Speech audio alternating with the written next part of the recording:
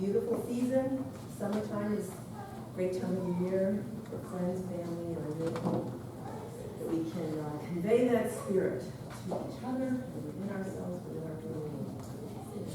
So it's always kind of scary to stand up here and give a message. It's a big responsibility. So I pray I can learn as much, and hopefully we can get something together. The title of this morning's sermon, I decided, was Fly Away Home. Maybe some of this jogs up a memory, because this is a movie. Everybody remember that movie? Yes. No. Fly Away Home. It's from the 90s. Your kids all watched it? Remember Fly Away Home? It's about a little girl. She's about 12, 13 years old, and her parents are divorced, and she's living in Australia with her mom. And then her mom gets in a car accident and dies. So she's sent off to live with her dad in Canada. And her dad is a artist, inventor type guy, living on a farm in Canada. And they don't have any kind of a relationship, and she feels very lonely, and she's like confused, 12, 13-year-old girl. Anyway, I don't want to explain the whole story, but very simply, there are some key points in there, and somehow this movie came to me yesterday, and I started thinking about many things, because the question that has been burning in my heart recently is, why is it taking so long for us to get the message? You know, why is it taking fallen people so long to get it right? Anyway, this is a little bit of a movie that I was able to get some wisdom from, I hope. The little girl is one day in the wilderness, in the woods, and she finds some baby goslings, little baby geese. Remember the movie, you guys? And they lost their mother as well. So she found the eggs. She found the eggs before they were even hatched. And she brings the little gosling eggs home, and she hatches the eggs, and she begins to raise these little baby geese. And the reason I started looking up this movie was because I was thinking of the concept of imprinting. Do you know what imprinting is? You guys know what imprinting is? It's kind of an instinctual behavior that they have been able to collect data on in animals in particular, but basically human beings, we also imprint, which means that you, as infants, when we're first born, we attach to the first being or presence that moves in our life, and you attach to that. So that's called imprinting. It's like a instinctual behavior, so to speak. So the instinctual behavior of these little goslings, they're looking for their mom, and there's no mom. So what they find is this little girl who's decided she's going to raise these goslings. And they show her on the farm, and she's running, and they're running right after her, and they're just following her everywhere, and everything that she's doing, these little baby geese are following her all over the place. And, but it's a law, or was a law, I'm not sure anymore, in Canada, that if you have geese, domesticated geese, that you have to what they call pinion. In other words, clip their wings so that they can't fly. Because if they fly, they cause all kinds of nuisance in the airways and whatever. So the game warden comes to their house, and he's showing the little girl what's going to happen. We're just going to clip these wings, and then the birds won't be able to fly. And she totally freaks out. She's like, oh my God, because the little baby goose is crying. So she says, no way, you can't do this to the baby, you can't do this. And so then what evolves from the story is that the dad, who's this inventor, creative type guy, decides to create, because they found then that there is a sanctuary, and oddly enough it's in North Carolina, on the coast, for these geese to go to when they want to fly south, which is their instinct to fly south for the summer, for the winter. So how are they going to get these geese to North Carolina from Canada with nobody to follow? Because they won't follow the typical geese that gather together and fly their V-shaped plane down to North Carolina, because they had nobody to teach them how to do that. So the dad decides he's going to build this little airplane, and with his daughter, fly these, because they'll follow her. They'll follow her everywhere. So he decides to build this little tiny airplane and have them follow her down to this sanctuary. And so there's different situations that take place. And the story then eventually evolves where she has one of the weakest little geese is called Igor. And he somehow ran into the propeller of this little plane and wounded himself. So she takes him into the cockpit and she's holding him while they fly down. And then the plane crashes, and then there's like this situation where there's a dialogue between the daughter and the dad at that time, because the daughter and dad are flying together at this time. But then the dad has this situation where he confesses and repents why he hasn't been in contact with his daughter for 6 years, why he became estranged. And the reason is because he felt guilty and he felt ashamed and all of these things, and he deeply repents to her. And then he says, "You've got to do it on your own. Fly the plane to North Carolina and finish the trip." And so then she does. But to me, in looking for these answers and why I was thinking about imprinting and the whole message of restoration and why it takes so long, really I found a lot of comparisons in there, because first of all, I felt like we, in a sense, are those geese who have had our wings clipped. We don't know how to fly. We don't know how to get home to our heavenly parent. We don't know. We've been disabled, so to speak, by the fall. And we're deaf, dumb, and blind as to how to actually get home. And so the movie with this young girl, she's kind of the savior, messiah. She and her dad are working together. I saw a lot of comparisons, with our true parents. Father initially taking the responsibility and building this airplane and building this design so his daughter could eventually fly. And their unity, and then the situation where there's a crash and then she has to take the plane eventually home alone by herself, this young girl. So this kind of, all this was, I'm thinking, wow, this is really, I can learn something here, from this. And I haven't seen that movie in many, many years. We used to watch it with the kids a long time ago. But anyway, so this was a significant movie for me. And I was thinking again about that message. Why has it taken us so long to get it right, to fly back home? Because everybody wants to go home to our Heavenly Parent, find that peaceful state of mind where we know we can be living in the loving embrace of our Heavenly Parent.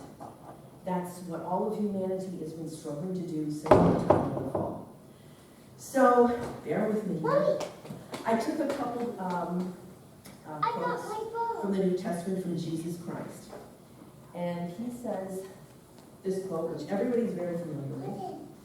But he says, "What goes into someone's mouth does not defile them, but what comes out of their mouth, that is what defiles them." Then his disciples asked him, "Do you know that the Pharisees were offended when they heard this?" And he replied, "Every plant that my heavenly Father has not planted will be pulled up by the roots." But that was, when I saw that was very hopeful. That's a hopeful message. All evil is going to be destroyed. All the evil roots will be pulled up, is what he's telling them. Leave them. They are the blind guides. If the blind lead the blind, both will fall into a pit. For what comes out of the heart comes evil thoughts, murder, adultery, fornication, theft, and all that stuff, all that stuff. Where does it come from? The heart.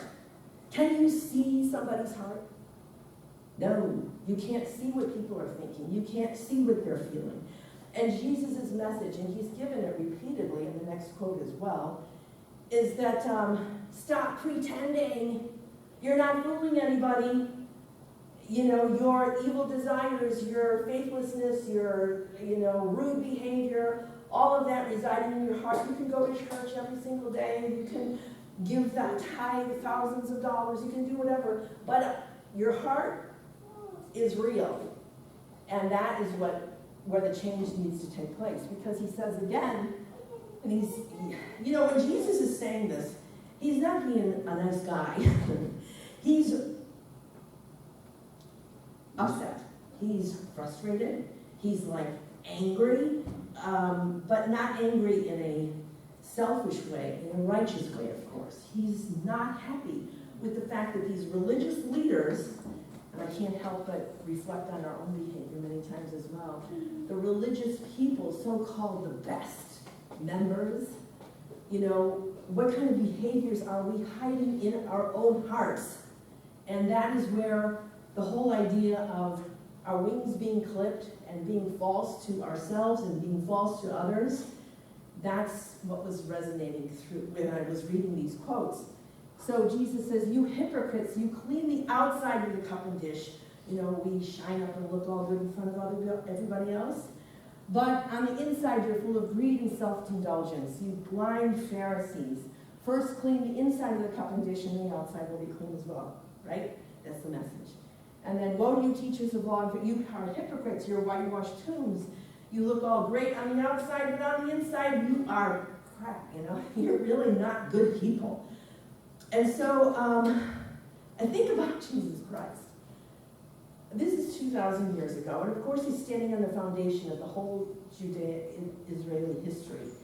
And he's trying to say, guys, come on, this is your chance to kind of like wake up and get it. And he's really expressing a painful, painful heart. So I wanted to share a dream I had one time. And this dream, actually what I was thinking, this was like in maybe 1978, 79. I was living in New York in the 43rd Street building.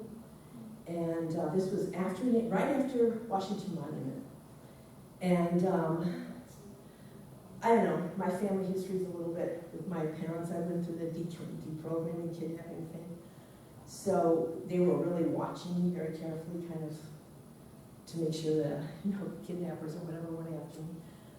And so my job was, I worked with Mr. Sudo, our beloved and precious Mr. Sudo, in his education department. And so every weekend he would teach a 3-day workshop. And Mr. Sudo was a warrior. He was fierce. Do you guys know him? Did you ever work with him? He was just a little powerhouse for God. And he used to lead us on midnight prayer vigils at Jones Beach. And he would take us there, rain or shine. I can't remember, maybe it was once a week, and we would go and we would have these 3-hour prayer conditions. Talk about, what we're doing now. He would bring us to Jones Beach and we would have these prayer conditions on the beach from 12 midnight till 2 in the morning or something like that. Anyway, so he would also, every morning at 6 o'clock we had to be downstairs, 43rd Street if you're familiar with it, in the grand ballroom there, and he would have like a morning service. So my job in the education department was to clean the rooms for the guests that were coming on the weekend. So I had to have the rooms ready. I think I was supposed to start at something like 8:30 in the morning and have them ready for the guests by 11, something like that. And so I went to the prayer meeting at 6 a.m. and then I ran back upstairs to go to sleep, to take a nap, before I had to get everything ready. And I had this watch that I loved very, very much. And I believe, now that I remember, it was a watch that I had bought because after Washington Monument, people in the New York area, we received some gift money from True Parents. So I bought this watch with that money. And I loved this watch. It was very correct, timely all the time. So I looked at the watch before I took my nap, and it was, I don't know, I think I went to like 6:30 in the morning. I thought, okay, I've got 2 hours. And so then I fell asleep. And I had this more than a dream kind of a thing. And I was outside, and I don't know if you guys know, an older brother's name is Mike Runyon. Oh, yeah. You know Mike Runyon? He was an attorney. He worked in 43rd Street, and Father blessed him with an older Japanese sister, Chizuko, who worked in the kitchen her entire life, and he was this tall, good-looking American lawyer, you know. And they were kind of a famous couple. And I didn't know him. I saw him, I knew who he was, but I didn't really ever know him. Anyway, in the dream, he comes to me and he says, we're gonna go see Jesus. And I'm like, yeah, right, you know, not believing. He says, come on, let's go, we're gonna go see Jesus. So I'm trusting this person, and we get into a taxi cab, and we're driving, and it's snowing outside in this dream. I'm in the taxi cab, and it's snowing. And we eventually arrive. I mean, it's so clear to me, this whole experience. We arrive to a house, and it's a modern split-level home. And we get out of the car, and he's saying, well, this is where Jesus lives. And I'm like, come on, you know. And so we walk into the house, and split-level home, you know, with a living room, dining room up here. Jesus walks down the stairs. And I'm still not believing this. But he's wearing brown corduroy Levi's, and he's barefoot, and he has a red plaid flannel shirt on. And he's got auburn, reddish, rusty hair, not long but not short, and a beard, not a long beard, but close cropped beard. And when I say, you know, he had piercing blue eyes, like Paul Newman eyes, with one very deep thought line across his forehead.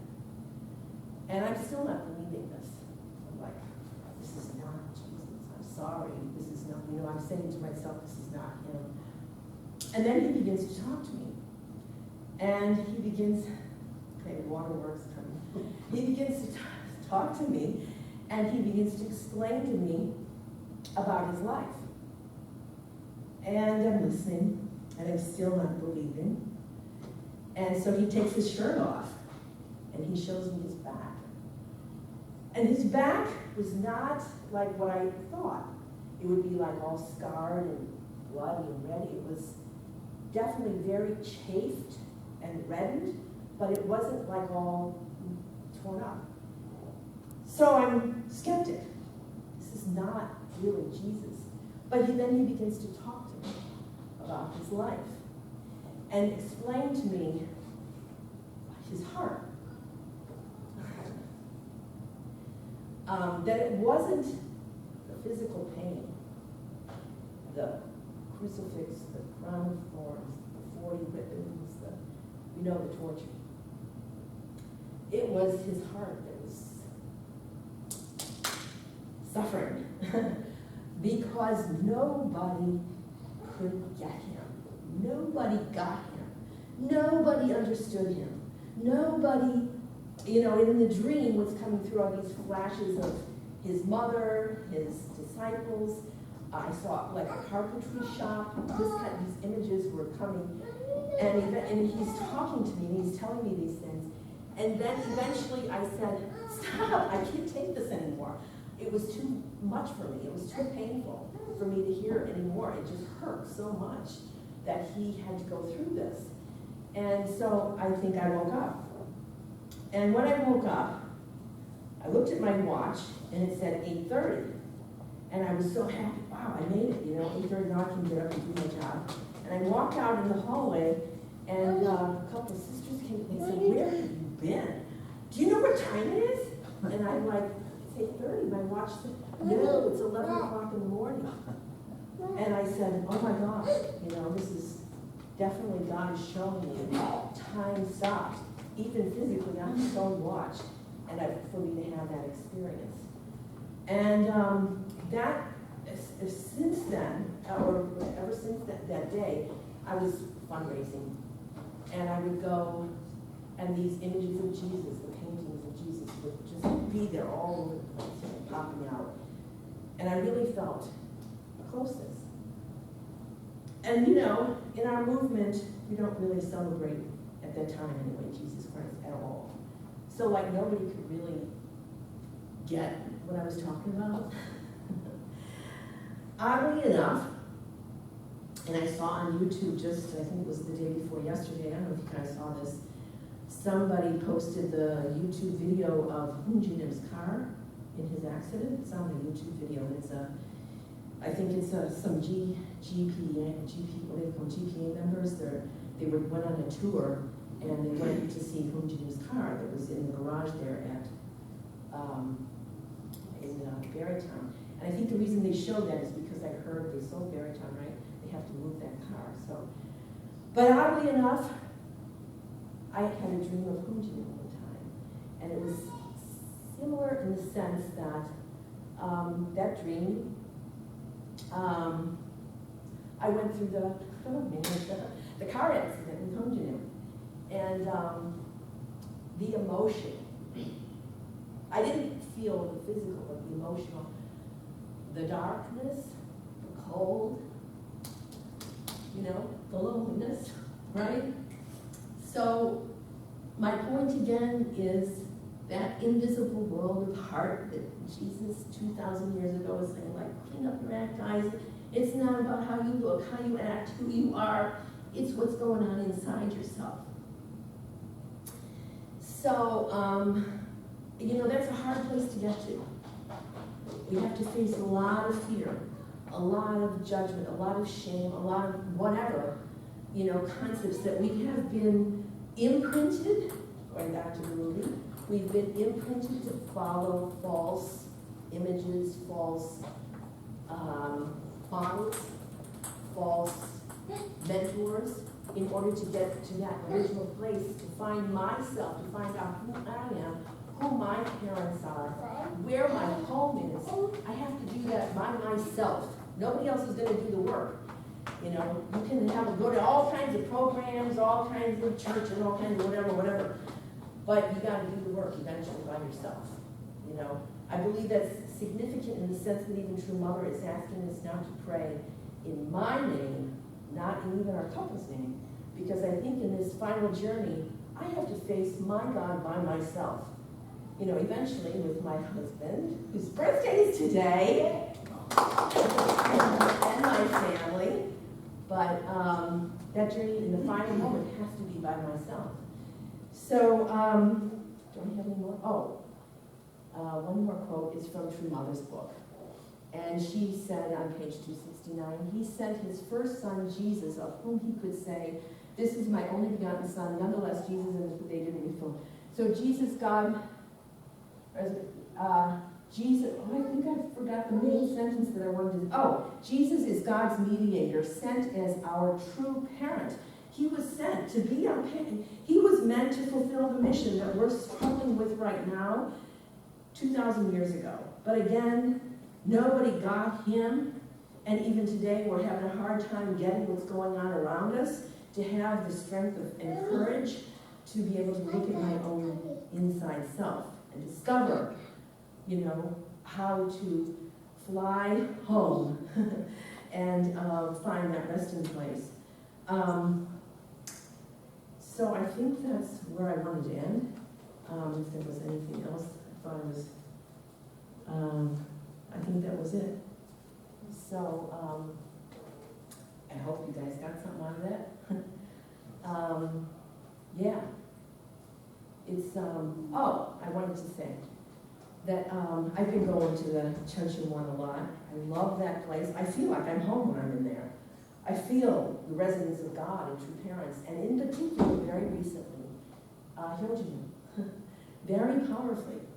And I don't know if this is my imagination, if this is just something that I want to have because he's so, but he is definitely, do you guys listen to Godable? They've been posting his speeches on Godable recently. He's not an orator. He's not a public speaker. He has a hard time delivering a message on the stage. But when you listen to his music, and I've been listening to his music a lot, and wow, I'm refinding a whole new, he was definitely somebody nobody got. He was a lonely person who really had to, nobody, I think, really understood. And so his behaviors and all that kind of stuff, people were always like, oh my God, stay away from him, he's a bad guy. But his inside, I don't know the translation of the Korean words for his songs, but it's all about his love for God and true parents, love for his brothers and his family and his friends and his in not just love. He's not James Taylor. He's raw, and he's vicious in his deliverance, and that moves me. Because I feel he so much had a message, like Jesus had a message, but he was so frustrated and angry that nobody got it. I remember at East Garden one time his FU bombs all the time he was throwing, but he was saying, stop praying for me. I see you guys at the Holy Rock and you're praying. Stop it, I can't stand that. Like he didn't want this kind of false heart of people just promoting what they thought he should be. And I think we have to face that within ourselves. I don't want to promote myself to be somebody that I'm not supposed to be. I want to be able to find that true self within me as well. So, anyway, that's the message. So I'll say a prayer.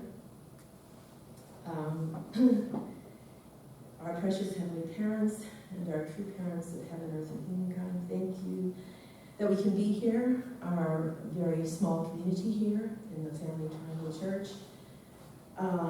We just really pray that authenticity can bring us to you and can bring us home to our true parents and to you, Heavenly Parents. We know that there have been saints and sages, your beloved Son Jesus Christ 2,000 years ago so desperately wanted to bring the message of how to get back home. Our true parents, the true children, so many want to teach us that course, that path, but I have to do this on my own, in my own relationship with you, and I'm so deeply grateful for that responsibility. Thank you, and I report this in